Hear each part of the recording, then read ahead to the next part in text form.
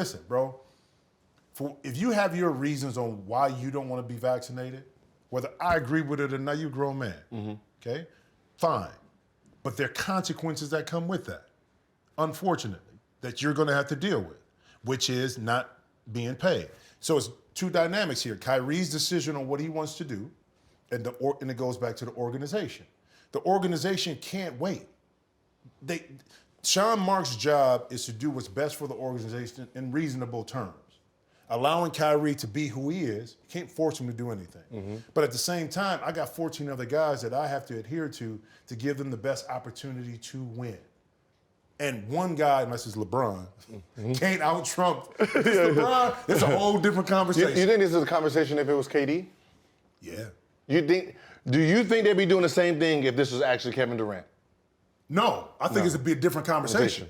See, Kyrie's history also plays into this. You got to keep in mind, last year sitting out, personal issues, different things like that. It's not just one instant with Kyrie. The history of this young man causes people to pause a little bit more and maybe have some trepidation on making these decisions compared to a KD or a Harden, who may take the same stance, but their past history doesn't dictate that they're going to take off. So you deal with them a little bit differently. But with Kyrie, because of that, they're looking at this, okay, how much more are we going to take?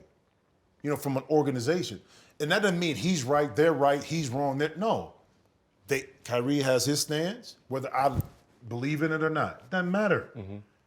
He has to deal with the ramifications of his decision. And if the organization says, because of the state rule, we don't want you half the time, it has a bigger impact short-term, long-term on our organization, then we can't have it. So with that ruling, because they're deciding that they don't want them for the 50%. Right. Right? Don't they still have to pay him though? No.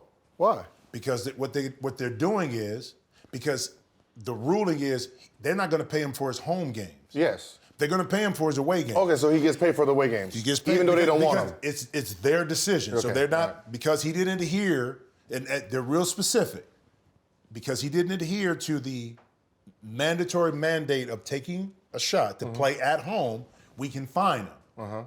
He'll still get paid if he plays on the road. So that's why they can't, and they're not taking that away.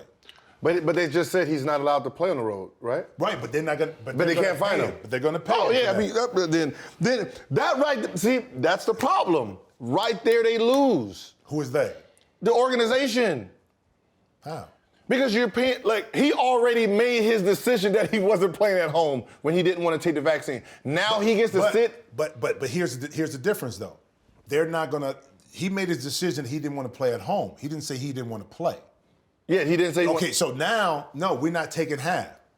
Either you go play or you're not. Okay, but you not take half though if you think that that's going to give you the best chance to win the championship. No. But look, but think about it from a player standpoint.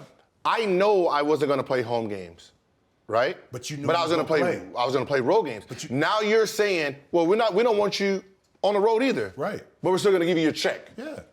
But you still losing out as a player because you still want to hoop. But do you still want to hoop? No. I get your point about getting paid, but it goes beyond that in this aspect. You're a hooper. Your passion is to play. Yeah, you're gonna get paid, but wouldn't you rather be playing too? Yeah, but you got to think about it. It's still chess. So who falters first? It won't be the organization. It has to be. How? Because you're not going to win a championship with just two. You don't know that. KD and Harden can't win a chip. Hold up, I'm gonna say this.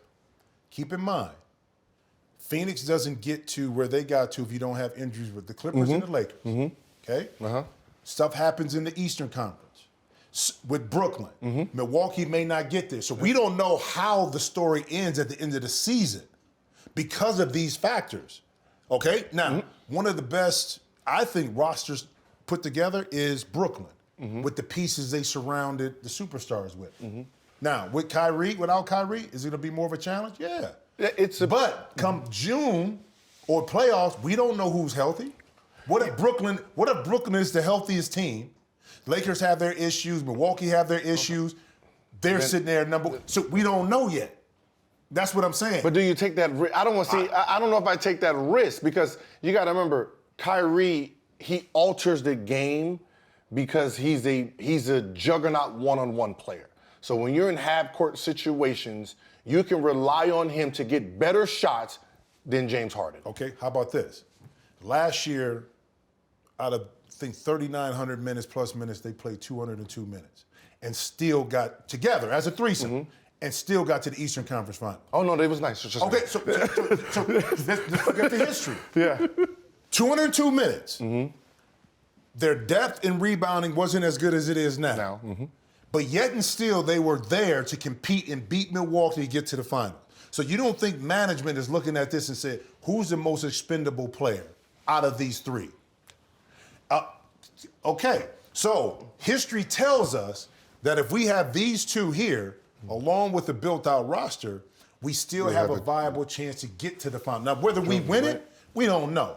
But can we get there in the Eastern Conference with a James Harden and a Kevin Durant in this retool roster?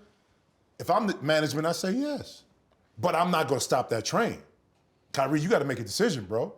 If you don't want to play, you don't want to get vaccinated, I'm not going to make you.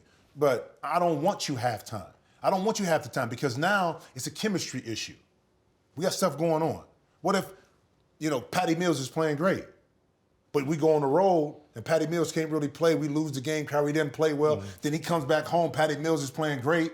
And you know what I'm saying? It's like, you know how it is. You got that dynamic. And quiet as kept, that might be one of the best offseason pickups now. Yes, it was. It was nice. It seemed, at the time, it was like, it's great, it's cool, back up for Kyrie. But now, that move right there gives them that other ball handler, decision maker that they didn't really have last year when Harden was out and Kyrie was out.